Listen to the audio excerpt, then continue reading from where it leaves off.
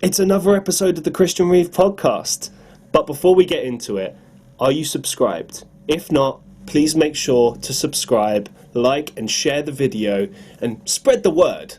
Because the Christian Reeve Podcast is here to stay. I love doing this and I love all of you that support me. So thank you. And yeah, let's get into this podcast, shall we? Boom!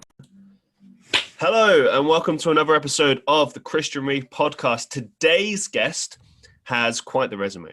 He is a podcaster, a musician, a bartender, a gamer, a hairdresser, a traveler around the world. He does many different monikers. His name is Ainslie BM or Ainslie Blakely-May.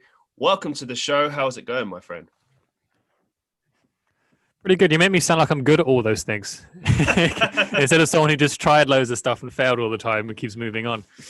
I mean, I like to fall somewhere in the middle there.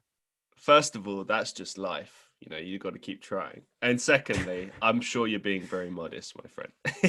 Some people are like that. That's something I've discovered about myself as well, is that like I'm one of those people that doesn't like to just do one thing. And I've noticed that when I start listing these things to people, or things that I do, things that I'm interested in, most people get a bit shocked. They're like, oh, okay. And you're like, well, yeah, you know, like, aren't you like that? And they're like, no, I just do this one thing, or, you know, I am this. And like a lot of people's careers define them.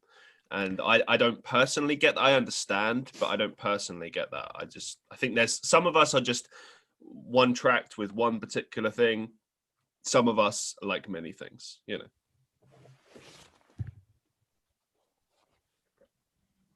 It's always that childhood question you get that's like, so what do you want to be when you grow up? And it's like, why do I have to choose now? And I'm like, oh no, you have ages to choose. And then you get to like 19, 20 and they're like, okay, so what do you really want to do? And I still didn't know then. And then I got offered a job as a hairdresser and I was like, to trial out. And I was like, yeah, why not?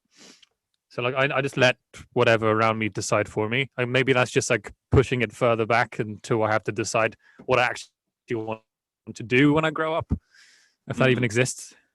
Yeah, no, I completely agree with you. I mean, I'm 27, Jesus, turning 28 this year, and I'm in the same boat that I do a lot of things that I know I have a better idea of what I want to do now, but I still can't just pick one thing. I feel like, okay, well, I've always been a musician, so I want to do that. I love music. I love to write music, but I also love acting. I discovered that 2 years ago. That's something I like doing. I love doing this podcast. I love creating stuff for YouTube. Like, it's like there's all these things that keep coming in and you're kind of like, yeah, welcome to my life. And then you're like, oh shit, well, I can't focus all my attention on like all of these things all the time. But then your attention shifts. Like a lot of people that I look up to who do this as well, they tend to kind of go in waves. So like, to give an example, the YouTuber KSI as an example, right?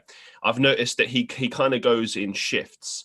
So like, you know, he'll be focused on YouTube for a while, and then he'll kind of be sort of balancing that with music for a little bit, and then maybe there'll be a bit more of a leaning towards music for a while, and then he'll be back to YouTube, and then it's the boxing thing. Like it's juggling, but it's like juggling your focus almost, you know, like, okay, I'll put a certain amount of time into this and then I'll pull out and go back to this again. And I think that's just what it's like for us.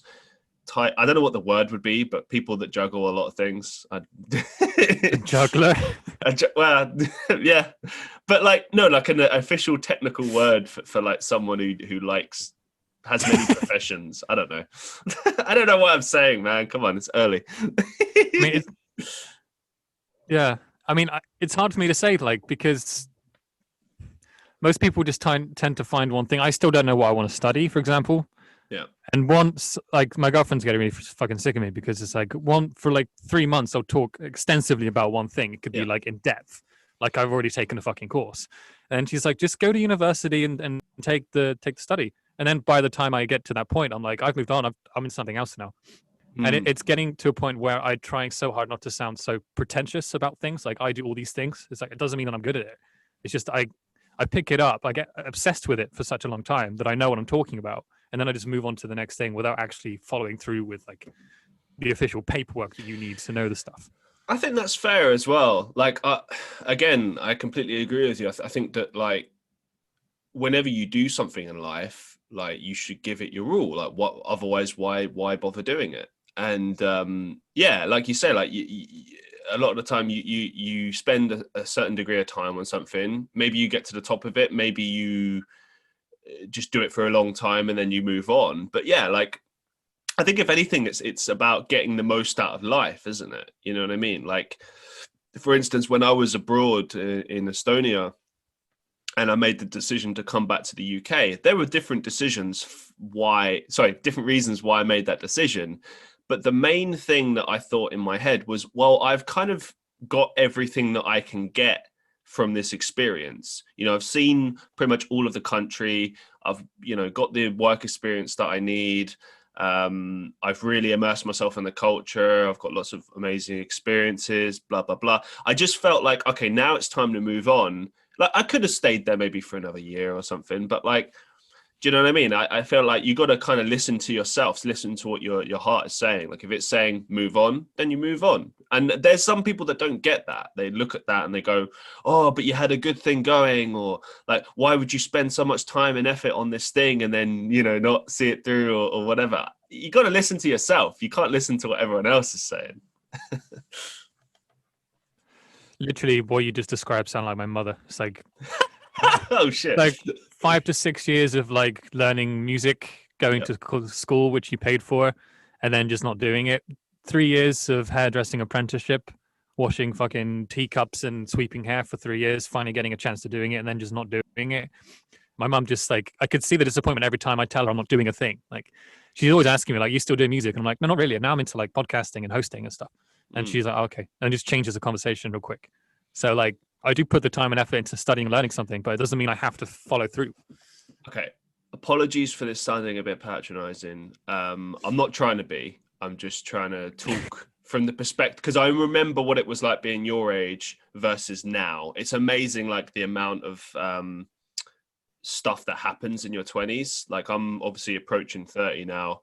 And I remember because you're like, what, 20, 21, right? Is that right? Have I got that right? Dude, I'm 26. Oh, sorry. That's why I was a bit like... Oh, okay. What's that year got then, Christian? You tell me what this year has done for you in quarantine. What do you know more than I do? Oh, I feel like a right muppet now. It's totally cool. Fine. Never mind. Forget it. Oh shit. That's you know what? I know where you get information. I know where you get your information from. You've been on my old school like Instagram and Facebook and shit. I haven't been on that since I was like 23. No, do you know what it was? I got it. No offense. I got you confused with another guest, and because like the last thing I read, because basically, you know how it is when you're doing podcast research. You get lots of people contacting you, you're going through all these messages, and the last thing that stuck with me is 21. I just had that number in my head, and I for some reason attributed that to you. And then what I was going on to say was, like, around that age you don't really know what you're doing and you're constantly shifting from thing to thing, because that was what I was at 21. But like I would say, and I'm sure you can, obviously being the same age as me, you can we can talk about that a little later. That's fine. Right, we can talk about early 20s. I think at the end of the day, it's the sort of thing that like as you get older, you get a better understanding. But like, I don't know. I'm more of a believer of that thing of, everyone has their own kind of time frame, So like maybe some people blossom in their 30s, 40s, 20s, whatever. Like, and I think that's the key in all of this. Maybe it's like even if you haven't figured out what you want to do right now, and maybe your time's going on, you're getting older and older, and you're getting stressed. Like, I don't think there is any real need to be, because I mean, if you look at like certain famous people that have become really successful, like for instance, Ricky Gervais comes to mind for some reason to me, because I don't think he actually got famous until his early to mid 30s, if I believe correctly. So he'd spent like a great proportion of his life, working in offices, various other jobs, before he sort of gave it a stab and music at it. Too. Right. Yeah. Precisely. Yeah. but yeah, before he gave it a proper stab at the entertainment industry, and then obviously it went from there. But there's a lot of people that I imagine over the years probably told him like, oh, you should probably just stick to this, and like maybe you shouldn't do that because it's not working out, and you know what I mean. Like these things take time. Like I look at what I'm doing right now, and I think like realistically, it's not going to change overnight. It could, but it's probably not going to. It's just the nature of things. And also, like, I don't know, I don't think I personally fit that like standard content creator type, for instance, on YouTube that most people are looking for. You know what I mean? This is a bit more niche. And I think if you're a niche creator, it's a bit more difficult to move forward. And that actually leads me on to my first question for you. Because you've got a bit of a niche kind of show that you're doing. Obviously, I was a guest on that show. It hasn't actually been released yet. But the thing that I really like about it, okay, so basically it's called the Price Tag Pod. It's essentially like a game show, and it's a game show podcast basically.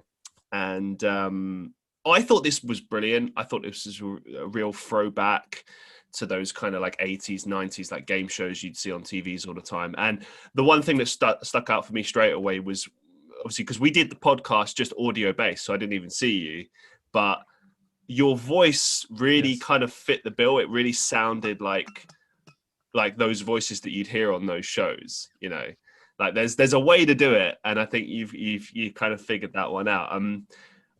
I just wanted to kind of, before I ask the question, I guess my point is that, that's a very niche thing. And I definitely think it has an audience and it will grow, but it's like much more difficult to grow with that niche kind of thing. But yeah, man, what inspired you to start this particular podcast? And, who have been your favorite guests on it so far? It's funny you talked about my voice being ideal because like I've been obsessed with like American stand-up comedy for the past 3 or 4 years. And I thought to do a cheesy game show, it needs to sound American. And I lived with a Californian for a long time, and I was like, I can't fake that. So I just have to go ahead with this. And a lot of, because I've been speaking to a lot of Americans thinking this will be fun with those guys.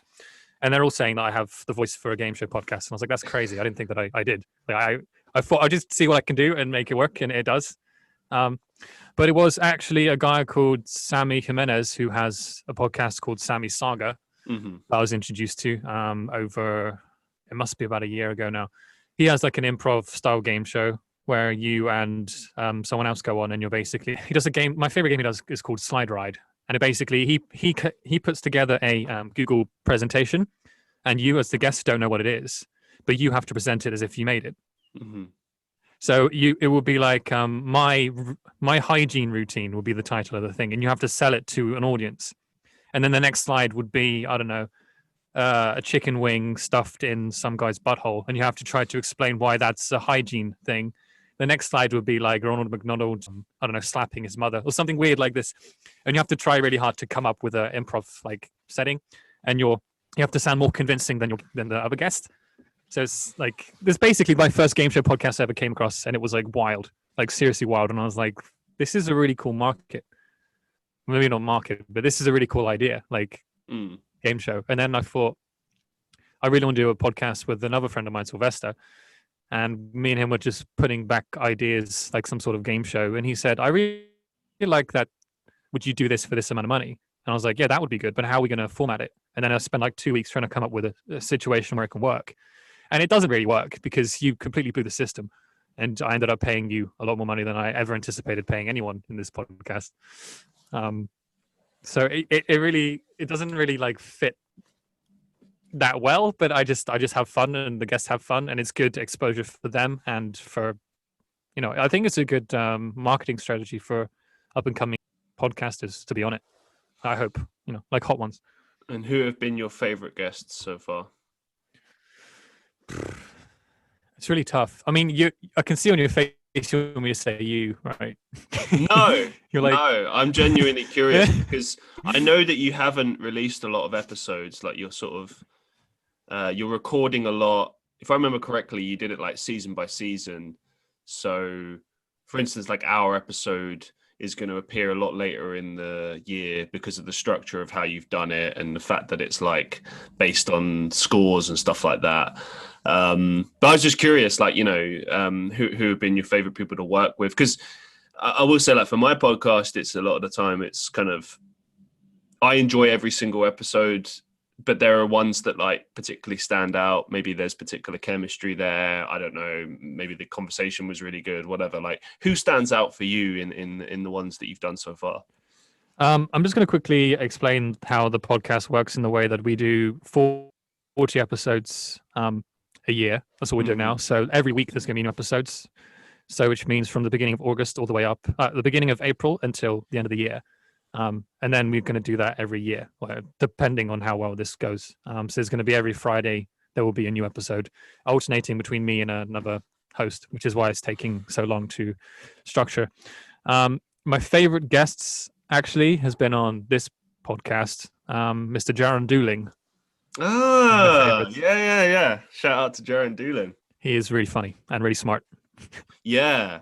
That was something that kind of blew me away, actually, when he was on my episode. And there's certain people I've had on my podcast where it's kind of taught me, like, it's not that I ever underestimate people, but like sometimes, when I'm pressed for like stuff to talk about because a person's either not got a lot of information about themselves or I don't know what, you know what I mean, right? And I thought, okay, we'll just talk about his comedy and maybe that'll be that, right? But he gave some really great advice and, just a very kind of smart, intelligent guy. And like just really good vibes, that guy.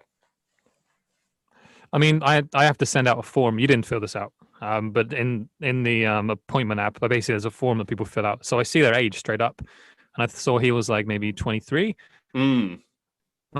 I was like, oh, this will be fun. Like probably a lot of like immature comedy and shit like that. And he came on. He just had this wealth of knowledge and like understanding of things. And I kind of fell back in love with improv comedy because his improv style is fantastic. Yeah. And like there's something about the philosophy of the whole concept of improv is based around the concept of yes and. If you've done any improv, so it's basically you get given a situation, you have to agree to it. And then you build on it, which is kind of how I structure like what I do all the time. It's like, oh, I have this podcasting equipment. There's podcast. Oh, my friends have started playing D&D. Let's see how that works in this setting that I understand. Oh, that worked out pretty fun. How about I try to hire voice actors? Oh, why don't I become a voice actor myself? Maybe I should start doing this. Maybe I should get into animation. And it's just kind of like snowball effect, which is really much more like yes and, which just like hanging around with more improv guys through the podcast has just been like really helpful and like life affirming. It's just like, yes, keep going. And just, it kind of like what's the word? It made me fall in love with that style of comedy again.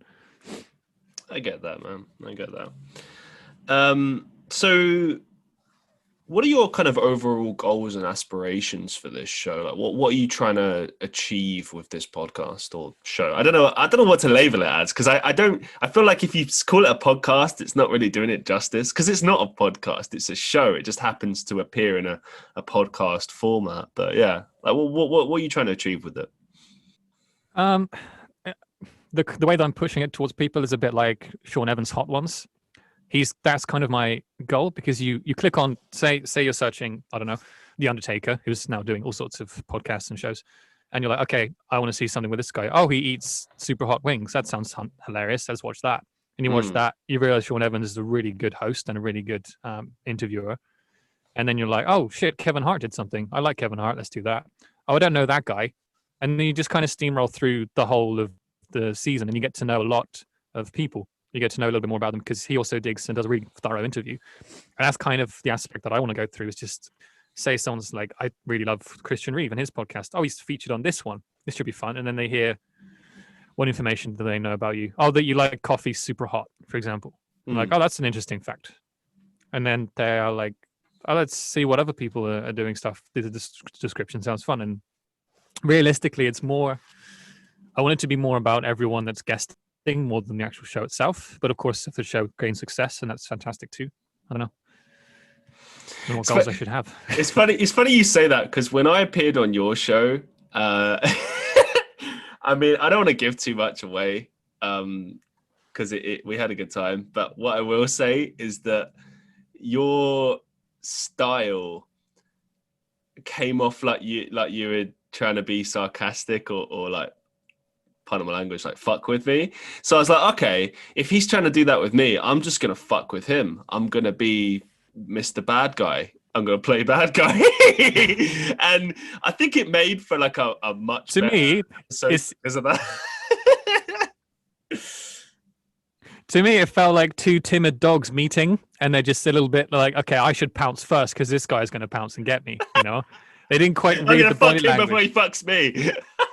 And then people saw like these two timid dogs fighting. It was kind of like, fuck, this is entertainment. Like that's literally how it ended up. But that's the thing. It's funny that you said, oh yeah, like my show is a great way to like interview people, get to know funny facts about people. All people are going to learn about me is, oh wow, this guy's a dick. Like, what's wrong with this guy? Yeah, and they you won't ruined know. your shot, man. They won't know that I was just taking the piss. But in a way, I kind of like that. It's kind of funny. I don't know. It makes me laugh. Well, that's the guy that I got to know. The dickhead, yeah. Yeah. I'm not actually a dickhead. I also find that when there is no video involved, people are a little more true themselves, you know. Maybe. Because it still has that anonymity behind it. Maybe. I don't know. I mean, I take every appearance I do. I make it. I think of it as equally as important as these podcast interviews. Because I mean, with the appearances, I guess what I'm trying to do is go, hey, like I'm entertaining, come check me out. Like that's kind of it's kind of an advertisement essentially. It's a free advertisement on someone's show, but at the same time, you've got to make good content. And I've noticed a lot of people in our community don't necessarily make enough of an effort. I'm not saying everyone. There's a lot of excellent podcasts out there that are fantastic, but there's a lot of people that are kind of just, you know, just trying to get content out, and they're not really thinking about how can I make this a good show? How can I make this entertaining? You know what I mean? And that's what you've really got to think about, because someone is listening to your show for maybe half an hour, 45 minutes, an hour, 2 hours, maybe, you know, whatever the case may be. So you need to make it as engaging and as entertaining as possible. If you're not doing that, like, why the hell should someone listen to you? I mean, do you know what I mean? Like, I'm surprised that a lot more people don't think about this. And, you know, especially when they're in this industry and they're trying to make themselves interesting and the sort of person that people would want to tune into every single week. You know what I mean? Like you've got to be consistent, and you've got to actually provide something of value. And I don't know, like, I think there's a lot of people in our industry that could do a lot better with this. I mean, it's heavily saturated, and that makes it very difficult to find genuinely good stuff. And you know, it's funny, like, there's a lot of people in our industry I've noticed that are pretty annoying when it comes to. Sorry, I know this is a little bit of a tangent, but I don't know.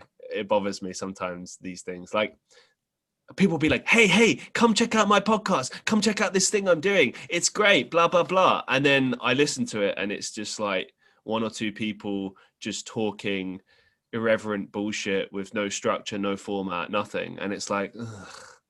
Like, and that's the thing. Watering down the Kool-Aid, man. Yeah, I mean, look, time is a valuable thing. We don't get it back. Do you know what I mean? And nothing infuriates people more than when you waste their time. You know what I mean?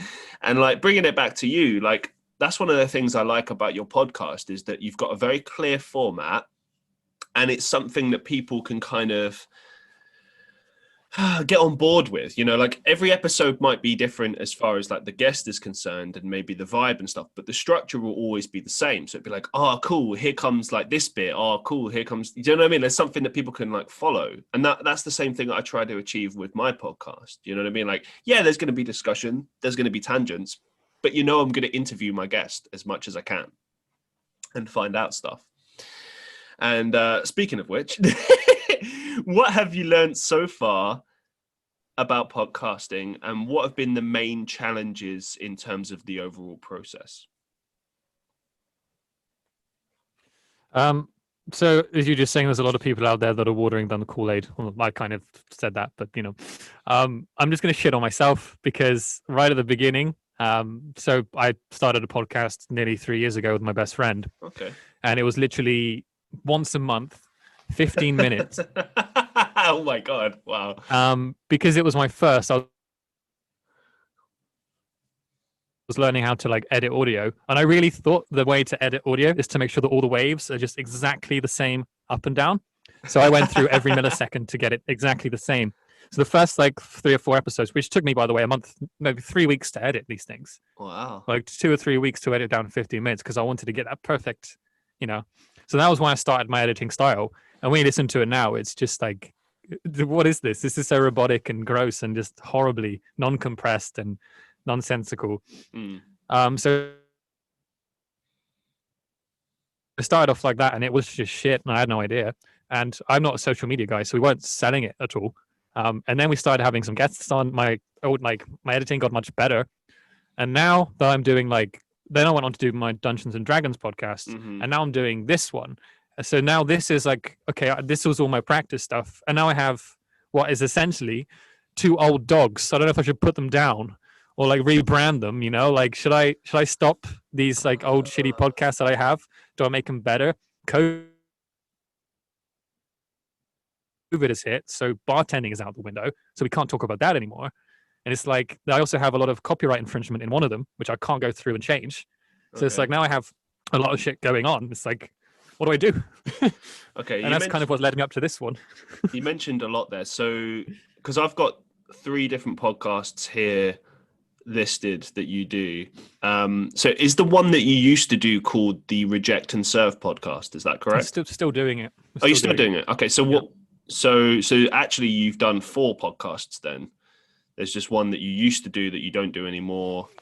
But you've got 3 active podcasts. So no, I didn't. No, it's only ever been 3, I think. What do you have written down? I'm a little bit confused because you said that there was a podcast that you started and it was awful in the beginning and then you stopped doing it. The one that you were just talking about where you did it for like 15 I was still doing minutes. it. No, 15 minutes every month is the runtime. So which one is that? That's Reject and Serve. Okay. That's cool, my cool. beginnings up until now. Excellent. Okay. Well, I'm still doing it. But it's just getting tougher and tougher because COVID's hitting and like we are bartenders. I see. So the podcast was predominantly about bartending. Is that correct? It was basically 2 grumpy bartenders that was saying, "You'll never guess what fuckwit came to my bar on the weekend." That was the concept. Okay. That sounds like a great concept for a podcast. Actually, it's fun. Well, fun fact: I actually used to be a bartender at one point for about a year and a half.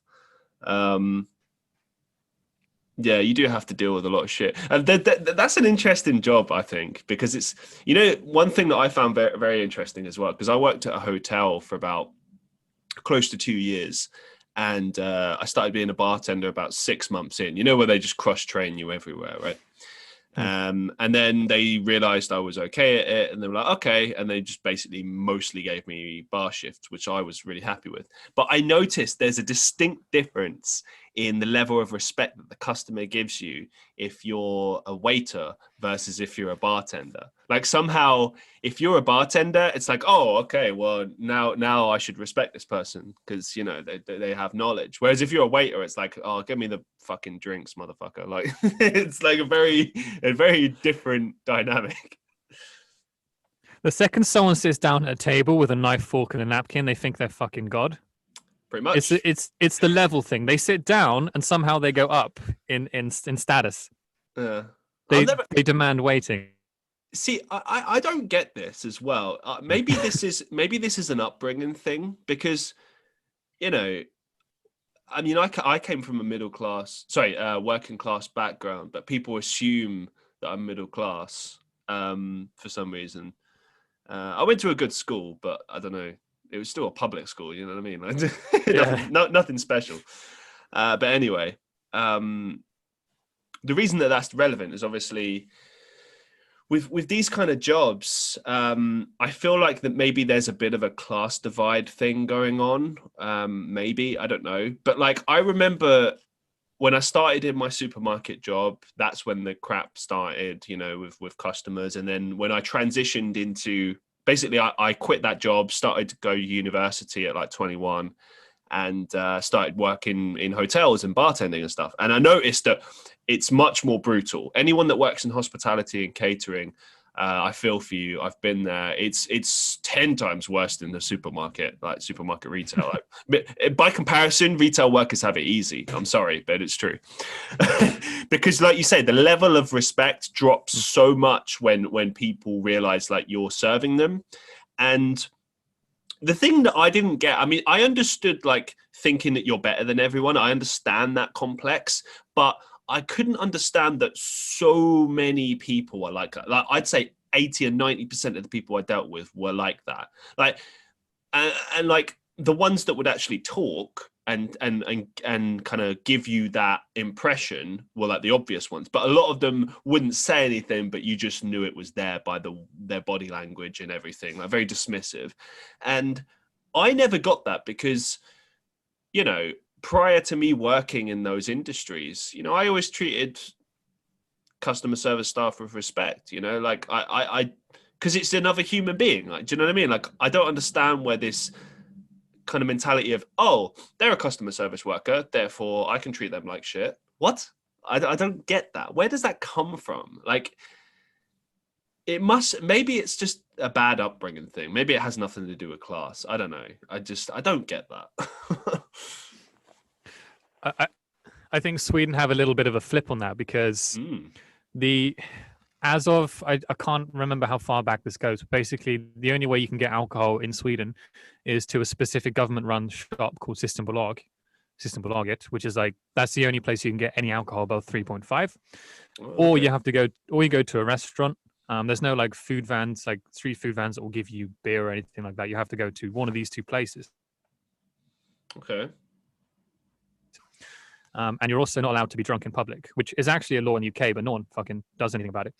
So basically, as a bartender, you are also have to take a course about what intoxication looks like. And if someone is intoxicated, you have the rights to remove them from the premises, no matter what they say.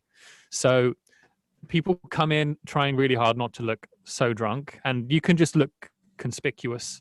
Some people say, like, for example, my brother is the most ginger person you'll ever meet.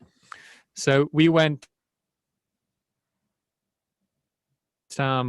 laser tag for like 2 hours, and it was like super hot and sweaty. So he had like red face, you know, like a tomato. Yeah. And he's not a drinker. He's never drank anything. And we left there to go to a bar, and they said, you can't come in here because that guy's drunk. And me and everyone were just like laughing. It was like, we're not drunk. We've been playing like laser tag and shit. And they're like, yeah, but he's like puffy and red in his eyes. And I was like, that's just how he looks. So people are actually a little bit more respectful for the bar industry because we can just not serve them, and then they have to go somewhere else, which they don't want to do, which is pretty interesting. But it makes a pretty fun dynamic for a bartending podcast because it's quite nichey. You know, moving it forward, like you mentioned that you're living in Sweden. You're a British man, so obviously there's a story behind why you moved there. So tell us, why did you choose to move there, and what do you like and dislike about living in Sweden? How does it compare to the UK? Go nuts. Did you know that I'm technically called exotic? Exotic? Living abroad is like, I think I remember the first time, people think that I'm exotic because like I'm not from here. And they're like, oh, we love Monty Python, we love Fawlty Towers. And I'm like, oh, do you know Fawlty Towers was filmed like up the road from my house? I'm like, oh, really? Did you meet? Like, no, I didn't fucking meet it. It was done in the 80s or whatever. So it's really interesting, the spin of being not from here. So you get in this like, why I moved here, I don't know. It's like I've been here for 5 years, and that question I get all the time. So now I'm just like super dull to response, but I'll try to make it sound fun, I guess. It's just that Cornwall, like, there's nothing to really do for people my age. The locals think you're a student because you're in your 20s and you don't look like someone who works in a coal mine or whatever the Cornish people do. So I wasn't a student, so I wasn't welcomed in the student groups. But I didn't look like a local, so I didn't fit in with the local people, which led to my classmates. And then when you turn like 21 and you start working in hairdressing, and you realize that most of the people you spend your time with,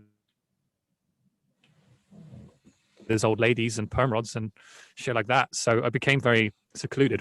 So then I started like, what do I actually want to do? I saved up loads of money from hairdressing. I had like 3,000 in the bank, and I was like, I'll just buy a one-way ticket to Sweden, see if I can find someone who let me stay with them, and then just like start from there. Oh wow. Okay. So I was sleeping on some dude's sofa for like 3 months, who ended up being a little psychopathic, like abusive and shit. Threw a frying pan at me once. Okay, pause. You got to tell me more about this. What the fuck? What's the story with this guy? Yeah. This was messy. This caused a lot of mental health issues for me. Oh, I'm sorry to hear that. It's like, no, it's fine. No, fuck it. Why not? I mean, before I left, I was a musician, and I was not earning much money. I think if anyone's listening to this podcast, when you listen to the one that me and Christian did on my show, Press Tag Pod, you'll hear that I talk about being poor as fuck for a while and just eating pancakes. And I did that for like 2 weeks, just like flour and water and syrup, and I was just so malnutritioned and like really weak. Jesus. And then like I moved to Sweden. I met this guy because he was advertising on some sort of musician page on Facebook. So I met him through that. He had a production company, and I thought this is a good way of like getting into the industry. So I started working his production company, sitting behind the desk. Oh shit, you're working for him as well. Okay, this is a bad dynamic. Okay. This was literally Stockholm syndrome in Stockholm, like living the dream. Fucking hell, man. Yeah. So I was working for him. And the thing is, because he wasn't paying me, so like I had to work all the time, 24/7 on call. I was sleeping on his sofa. He was technically. So your payment was living with him for free. Living with him and eating. So he provided food and stuff, but like, Jesus. So he basically just like treated you like a slave then. Yeah, I didn't know any better. And I mean, I had at that point, no, I didn't like confrontation. I still don't really. I was just like, what was I, 21? Like just young and just easy to mold. So he kind of shaped me into this kind of bundle of anxiety. And like, then after like 2 months, I snapped and just like went for a long walk and came back, and I was like in tears and shit, just kind of like, I need to go back home. I don't feel right. This isn't good for me. I don't feel healthy. I even told him I was like a little bit scared of him. And he said, this is what happens after 2 months of like you leaving your home. This is normally when you start to miss home, but don't worry, I'll make sure it's okay, blah, blah, blah. So he's essentially gaslighting you at this point. And then, I don't know, shit just, yeah. And then he started sending me out like to some gigs and stuff, because I'm very approachable. I'm English, I'm friendly, right. I'm social. And he's more of a CEO type of guy. He says he doesn't understand common people. He said, you're much better with those kind of people. So I went out and was basically the face of the company, told people I needed to be back home by 10 o'clock sharp. And they asked me why. And I kind of told them a little bit about my life. And everyone was saying to me, like, this is a horrible situation. You got to get out of there. Yeah. And I'm like, where do I go? I mean, I got nowhere to go. People promised me sofas and stuff, which never actually came through. So once this kind of happened, I just grabbed my shit, left, was sleeping on park benches for about 2 or 3 weeks. This was around May, so this was fine. Like, it was pretty nice weather and stuff. But yeah, I was just like living out my suitcase for 3 weeks, found an apartment, and invested all my savings into like a couple months rent to this place. Then I found a job which were paying me nothing. In fact, they weren't paying me at all for the first month because they weren't trialing me. So then I basically had the same situation again, like being used for slave labor.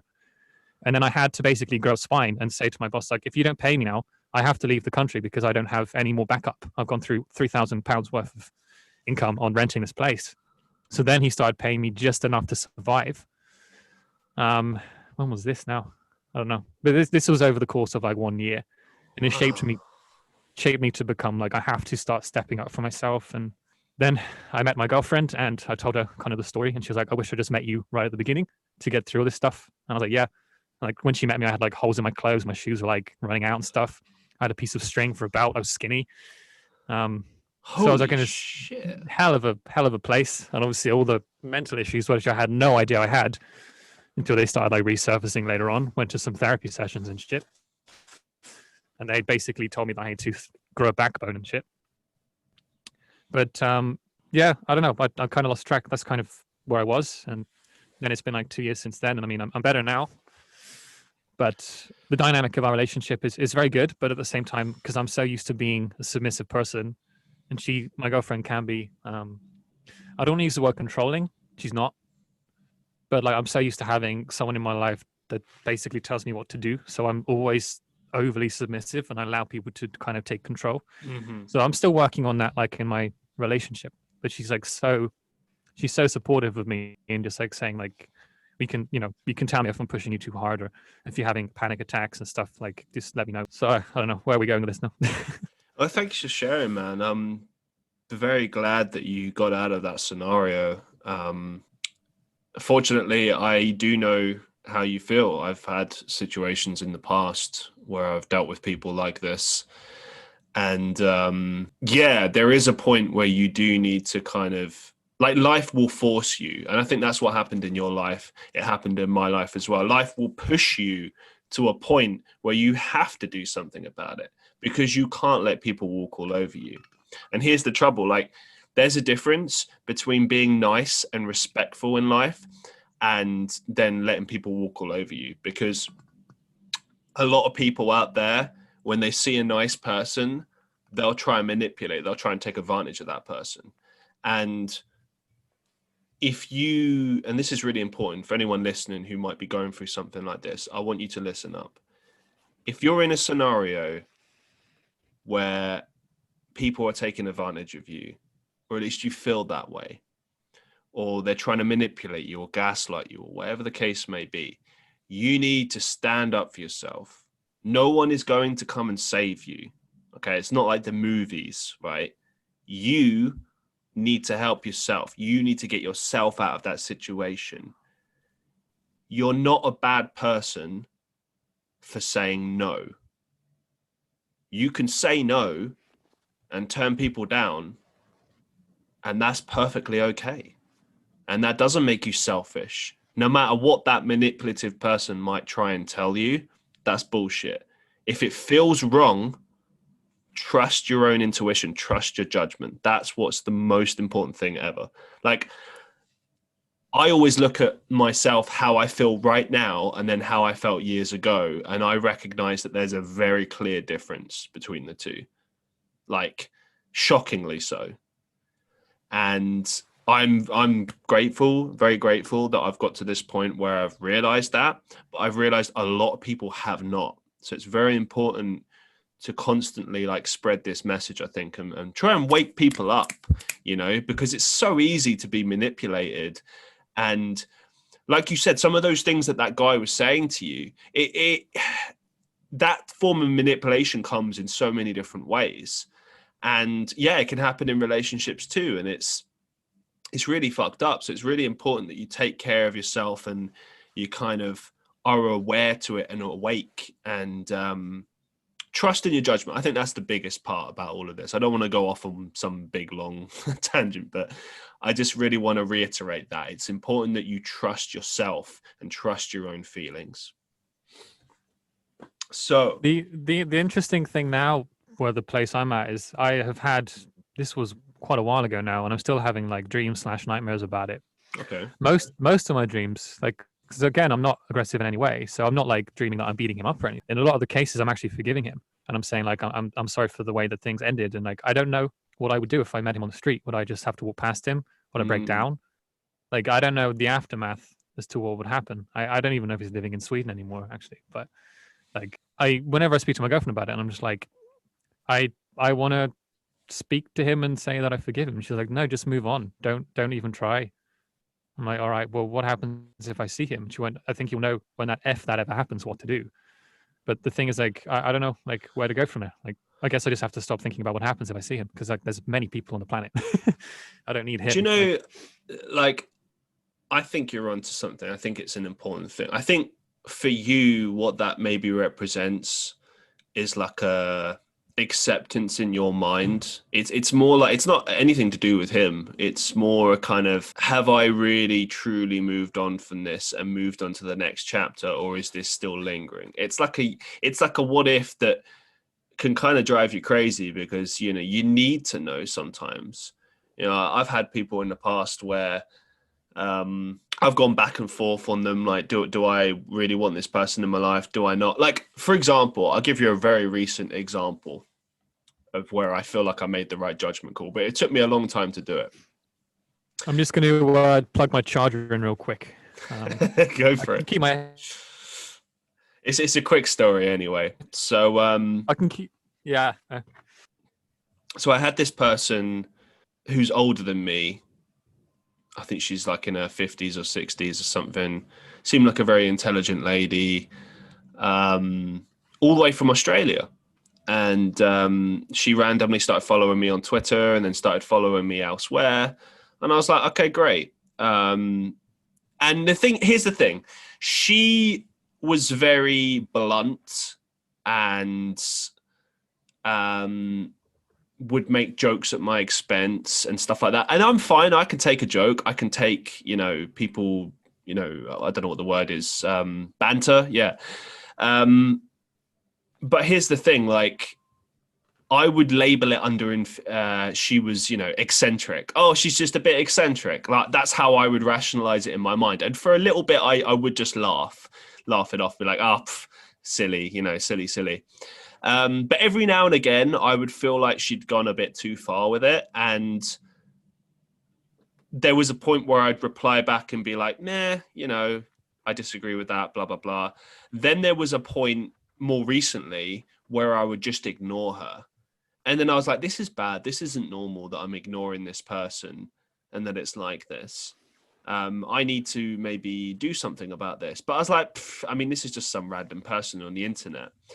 And then the final straw came like a week ago or a couple of days ago, where I tweeted something out. And I often tweet things out about the things that I love, whatever. I like to be part of the online community. Like, for instance, wrestling, right? This was about wrestling. I'm a big wrestling fan. I like to tweet about certain things. And the Royal Rumble had just happened. So I started doing like a little thread thing. And basically she commented on that and was just taking the piss, was just like, oh, how can you watch that? Blah, blah, blah. And, it's nothing that I haven't heard before. But she just, I don't know, maybe she caught me on a bad day. But I was just like really pissed off about it. I was like, do you know what? Like, it's fine. She just kept going on. And I was like, you know what? You don't know what you're missing out on. And there's like millions and millions of fans worldwide. And she just kept on with this whole, just laughing at my expense. This is trash. And I said, you know what? And this is before I blocked her.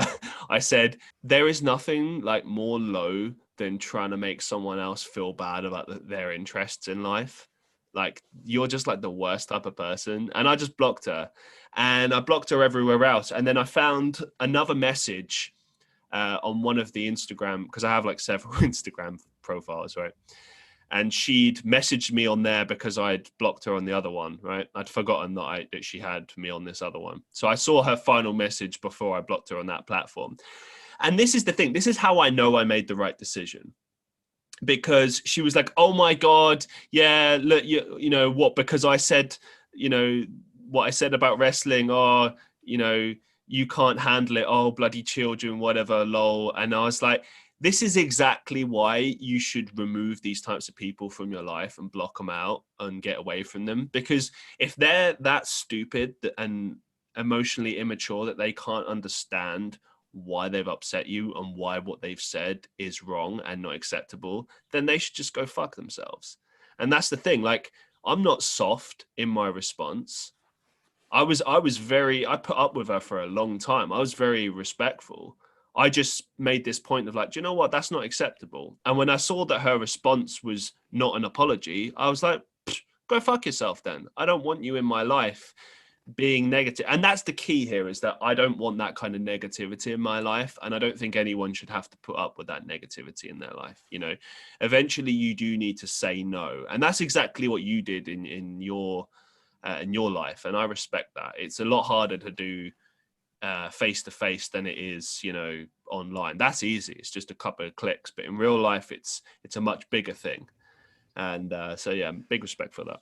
I've just had a massive abstract realization actually after you're giving me that story. Just like it just hit me really weirdly. One of the jobs I applied for, I have to apply for jobs because of the system here. If you don't apply, you don't get your funding, blah blah blah. Even though they asked me to take a personality test, which I thought would be hilarious. So they asked me all these crazy questions and stuff, and then I had this little diagram of like who I am as a person, and it said that I lacked empathy for others, which made me laugh so much. Because and now thinking about it, what you just said to me and talking about how I was before, I know how different of a test that would have been if I took that when I was 22. And I realized, actually, just from speaking with you now, that maybe my empathy to begin with, because I lived my life around the guy, I lived my life around my employer, it was out of fear, not out genuine concern for their well-being or for their abilities or anything. It was just pure fear. Yep. So I never actually nourished the sense of empathy for others. It was always driven by fear. I just realized this now on the podcast. I'm like, shit, what do I have to like re-examine my connections with everyone? I've had that in the past. You know, I'm not going to name names, but like I've had relationships where that's the case, and you know, I don't hold it against people. I just kind of move on with my life and accept that, you know, no one's perfect and mistakes are made on both sides and such. But I will say that there's a lot of things that I've realized now were not my fault and were the fault of the other person. But the things that I needed to work on was exactly what you just mentioned, this thing of like realizing that, you know, it doesn't make you weak, you know, if you get upset by things, you dislike things, you know. I think true weakness is an inability to be able to truly feel your emotions, you know, because a lot of people equate weakness with an inability to manage emotions. Like, oh, this person cries too much, or oh, this person gets hysterical. Like, it is important to be able to know when to put a lid on that now and again. But at the same time, like, it's your genuine human emotion. It's how you feel. And if you're suppressing that, I mean, that's not good for you. You know, you need to get it out.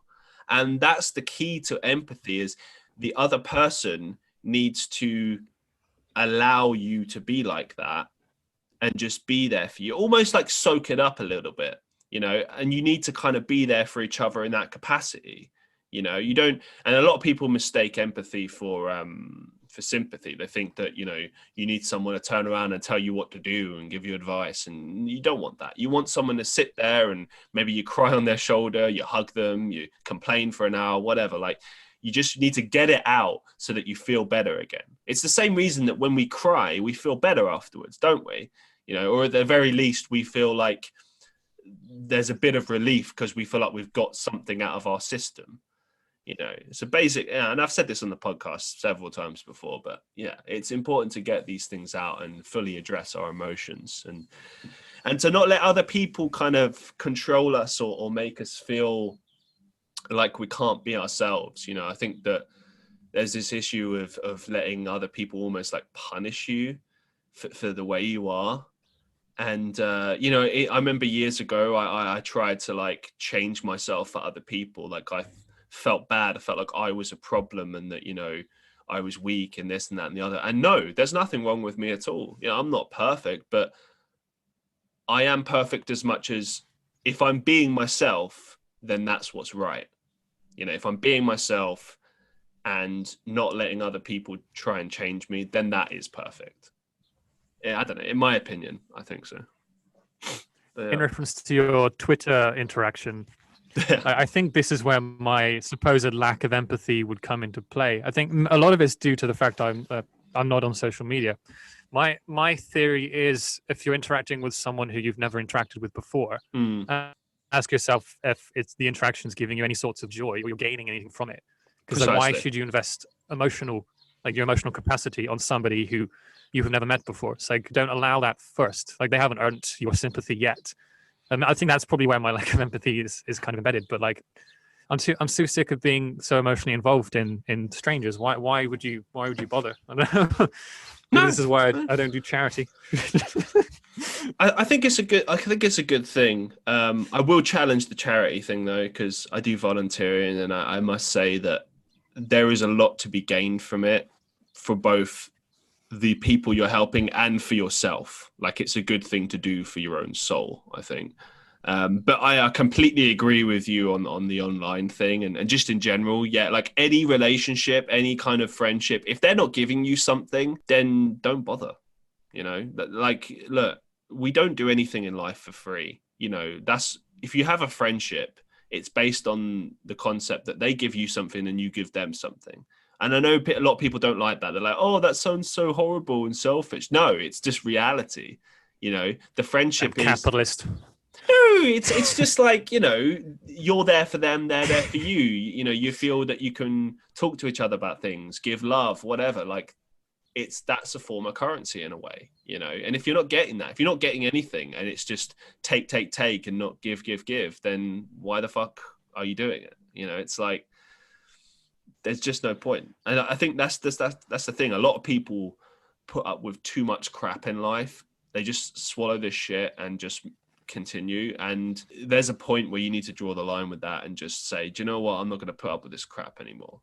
That's kind of how I felt about that Twitter interaction. I was like, oh, fuck this person. I don't want them in my life anymore. Like, whatever. I mean, let me put it this way. If you've been on this planet for 50, 60 years and you don't understand that your behavior is rude, obnoxious, childish, and just low, then I can't help you. It's not my job to educate you. And if you don't understand from my initial response, that's your problem. But get the fuck out of my life, That's the way it is. Yeah. I mean, I have to try to make myself not sound so bad, but like, I'm charitable where it matters. Like, for example, we are downsizing and moving up to the country because it's lovely. Yeah, but it's like, we have a lot of stuff that's totally functional. Is functional? Functional. So we have given them to a place in Stockholm, which is housing immigrants. It's like a big immigrant community with one person at reception.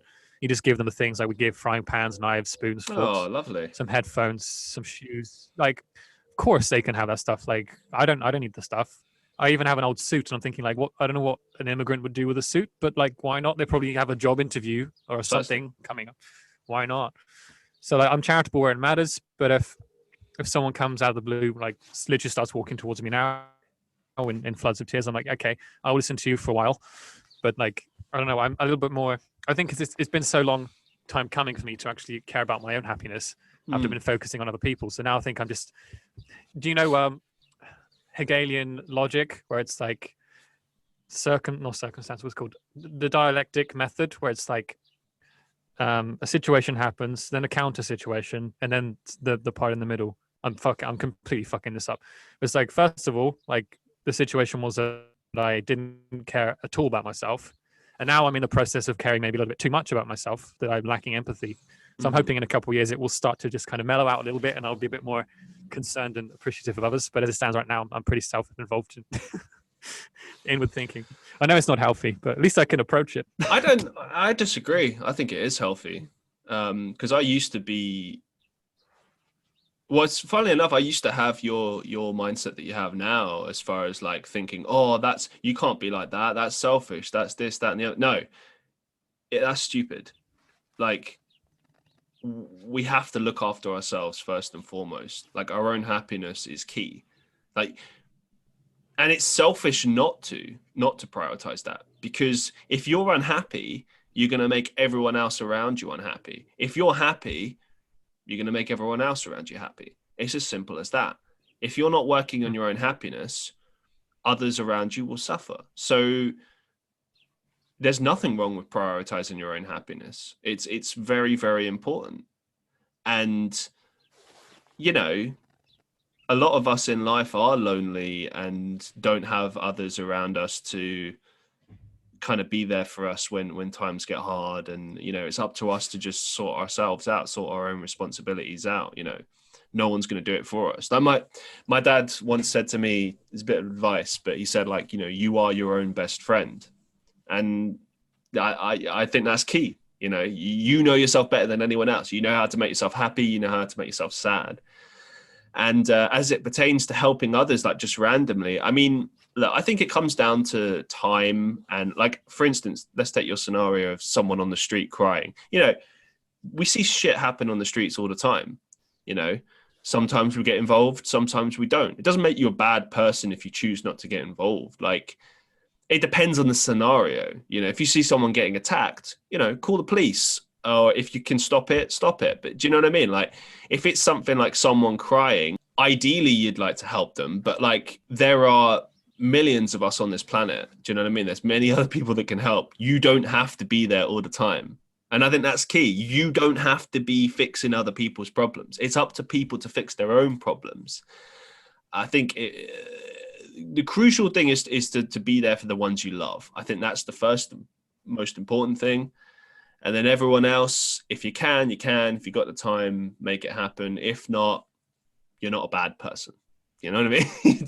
That's the true reality of the situation.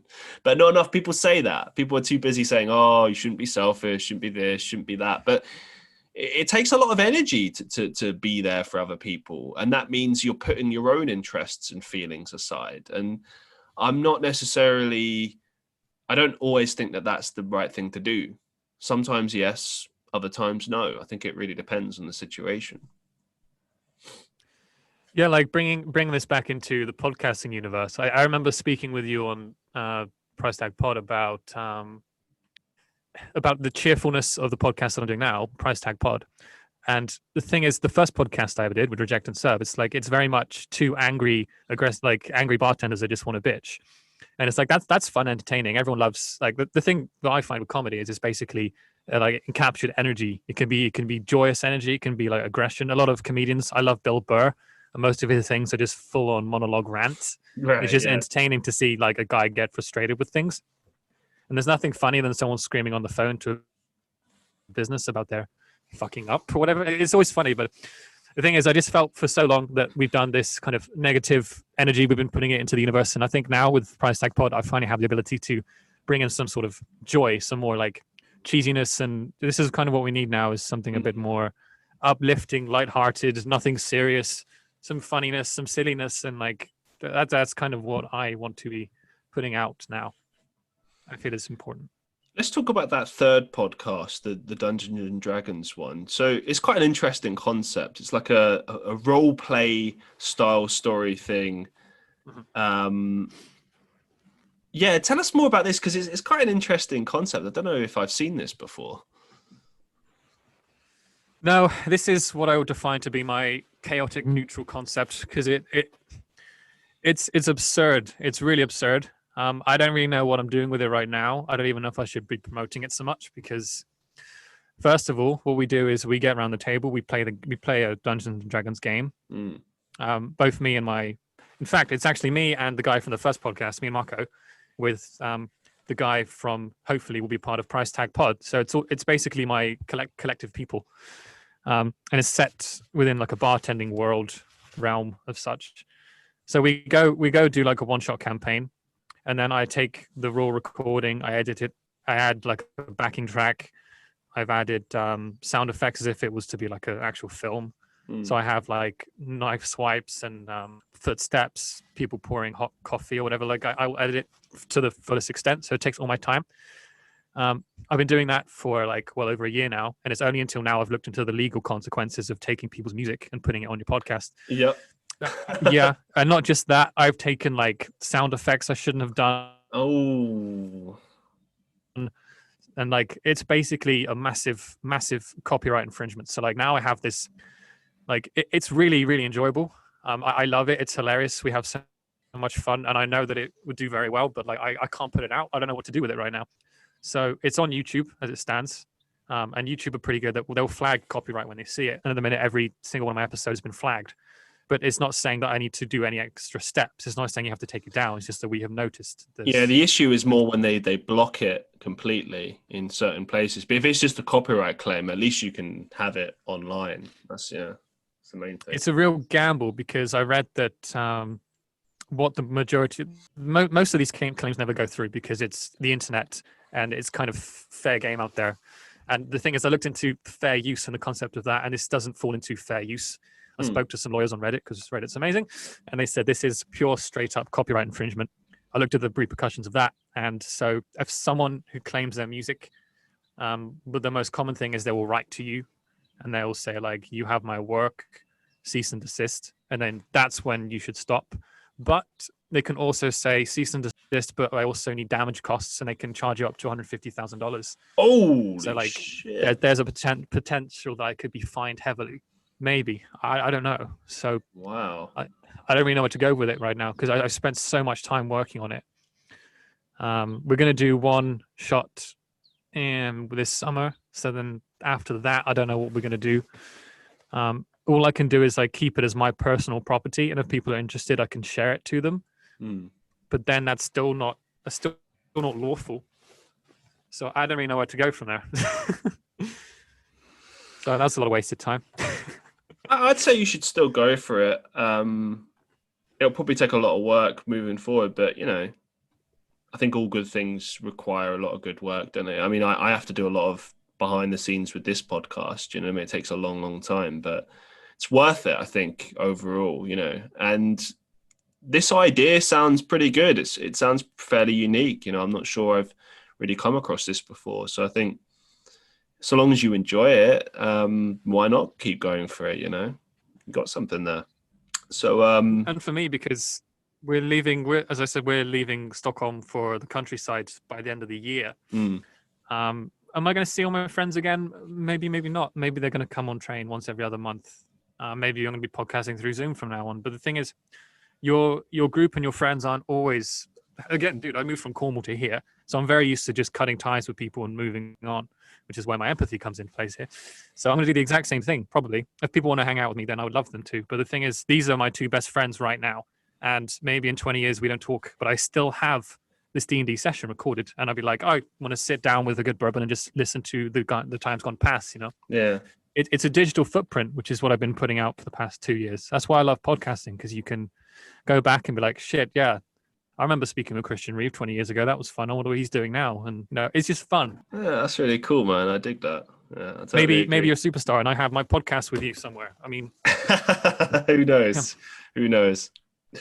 Yeah, I just want to bring it back to Sweden for a second. What do you like and dislike about Sweden? I think I might have asked you this before, but we went off on a bit of a tangent there. But yeah, I'd just love to know what you really think of it, like your likes, dislikes, being a British man. Do you think you'll ever come back to the UK, or is it just always going to be in Sweden now? Like, talk to us about Sweden. Yeah, I don't see the purpose of going back. There's not really much there for me to go back to. It's like, yeah, I have my family, which of course I will go back whenever something tragic happens, and probably gonna like regret it in the future. But like, I have to live for me, so I don't know. For me, it just feels like I left there to kind of grow a little bit, and I'm not really ready to feel that I'm done growing. Maybe if I went wherever to move back, it'd probably be to like Brighton or to like somewhere else. It's not Cornwall, somewhere that's kind of more metropolitan, I guess. But Sweden, as it stands, it's so, especially in the countryside, it's so cheap to like buy land and property. And thanks to like the past few years, it's actually it can be quite easy to earn enough money. I mean, before this COVID here, I was on vacation maybe 3 or 4 times a year because they pay well. My living costs are very low, and I'm vegan, so I don't eat any expensive meats and cheeses or anything like that. Like I keep my vices pretty short. So like we managed to save up a good amount of money that we can just go to the countryside and spend. I think like it's barely 200,000 on a property. Like that I can't imagine anywhere in the UK there's prices that low. So I don't know. I like it here. It's going to be calm. It's going to be quiet. I get to do some like agricultural work because I'm also studying mycology in my own free time. So like the studies of mushrooms and ecosystems and like permaculture. I have like a real love for that right now. So it's like, it would be nice to have some land that I can actually like do and use and have my own recording studio. And I don't know, there's more space. It's less expensive. So it's like, maybe I'll buy a drum kit. Maybe I will like maybe have another hobby. But like, I want to be the old man with like 10 sheds, like full of random shit that I just like to do. You know, I probably didn't even answer your question. I like Sweden. It's easier to live. Well, that's awesome, man. You mentioned COVID in there. So what's been the response to COVID in Sweden? Well, it's been much more relaxed than you read in the newspapers. Like, I'm subscribed to The Guardian, and I always read that Sweden have a light touch, which has been chaotic, and we've killed so many people, and lots of old people have died, and there's kind of dramaticness about it. And it's like it doesn't matter what government around the world, no one's doing well with this thing. It's like we can't. So, yeah, we had a light touch. I kept my job much longer than anyone else that I know have, up until like October, maybe. Oh, wow. And like we had COVID before the UK. We had it the day before the UK. It just spread rapidly, very fast in the UK. People are more spread out here in the country. So I would say economically, we're probably better off than other countries. Health-wise, yes, there's a problem right now. The second wave is hitting us pretty hard. But to be honest, my life is pretty secluded from it. I don't read the numbers or figures. I don't really leave my house. Like, I go and get like groceries maybe once a week. Shopping, sorry. Groceries is the American word, isn't it? Jesus. I'm so exotic. So, okay, this is an interesting one. I've started asking my guests recently. What's the biggest life lesson you've learned so far? I don't know. I'm trying to think of a phrase that isn't as cheesy as like, find your own happiness. That's just way too cheesy for me, so I'm going to take that back. But in your life personally, what's the biggest thing that just stands out that you're like, okay, that's what I've learned. That's, if nothing else, this. Yes, and. Yes, and. I think that's it. It's 2 words. Yes, and.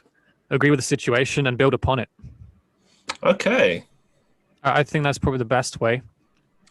Maybe don't agree with it, but learn from the situation you're in and try to build. Yeah, so like accepting the situation, not trying to resist it, and trying to build a plan, like work on it essentially. Swim with the tide. Or let the tide carry you, something like.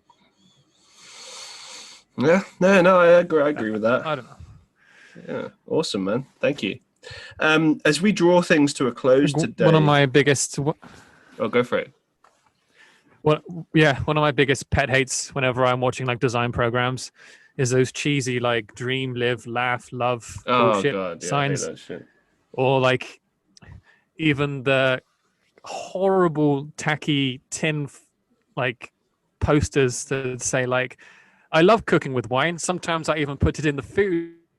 Like, how original. So fucking funny. Like shit like that really annoys me. And people using like certain phrases. I also hate, like, for example, if I'm like, oh shit, my socks are full of snow, everyone in the vicinity would be like, oh, welcome to Sweden. It's like, fuck you. It's not an original thought. It's just like, I don't know, I'm ranting here, but it's just like, I don't like sayings and cheesy, like dream, live, laugh, love bullshit that you see. So I can't confine my beliefs into a phrase other than yes and, I guess. Yeah, cool. Thanks for sharing, man. Appreciate it. As we draw things to a close today, do you have any sort of final thoughts or maybe some upcoming projects that you'd like to share with our listeners? Just Price Tag Pod, really. I think that's going to be my flagship project. I don't know if you call it, like the one that I'll be putting most of my time into. I don't really know as to what the D&D thing is going to come towards the Reject and Sev. I don't know how we're going to brand it. We're a little confused right now with things, especially with me relocating. So pretty much follow Price Tag Pod. That's going to remain exactly the same from this point onwards, I guess. Awesome. Yeah. So I'll say to my listeners, make sure you go check out the Price Tag Pod. You can find that. Where can we find that, actually? Just Google it, I think. Can you put a link on this video or something? I can do that. That's no problem at all. Make sure you go check that out. And I just want to say a massive thank you for agreeing to be on the show, man. It's been an absolute pleasure. It's cool. If you want to hang out and chat shit again, I'm happy to come on whenever. You're always welcome. Fill those hours. You're always welcome. Yeah. And like I mentioned in the preamble, I am due to appear. We've already done the episode on the Price Tag podcast. I believe you said that that's dropping sometime in the summer of this year. Is that correct? Let me check the schedule. I have this weird feeling that it's August. Yeah, that sounds about right. Because listeners, this guy raked the price up so high that I also need to keep it. I need to keep it so that he can't be the first guy that's on, because otherwise he's going to be on the top of the leaderboard for like most of the season. What's wrong So with that? I've had to push you back really far in the pecking order, because it was a really good episode, one of my favorites. The greatest. it was really good. August 6th is your episode. Awesome. So August 6th, I'll be appearing on the Price Tag podcast. I'll obviously link that to my listeners when that happens. Be the 21st episode. Fantastic. Well, thank you very much for appearing on the podcast, Ainslie, and I wish you the best of luck with all of your endeavors. I know you're going to succeed. And it's been a pleasure having you on the show. I want to say to all my listeners of the Christian Reeve Podcast, make sure you're liked, sharing and subscribing on YouTube and Facebook. We're actually releasing the videos on Facebook, which is kind of crazy. If you're listening to the podcast on Spotify, Apple Podcasts, Google Podcasts, or wherever you listen to the podcast, please give us a rating. Please follow. Let me know how, your thoughts on the podcast, good or bad. It really helps towards just me understanding the general vibe of what people are thinking. Do you like it? Do you dislike it? Let me know if there's particular guests you'd like to see on the show, or maybe certain topics you'd like us to talk about on the show. Let me know. My DMs are open. Thank you very much for watching the Christian Reeve Podcast or listening. And until next time, peace out, one love. I'll see you in the next one.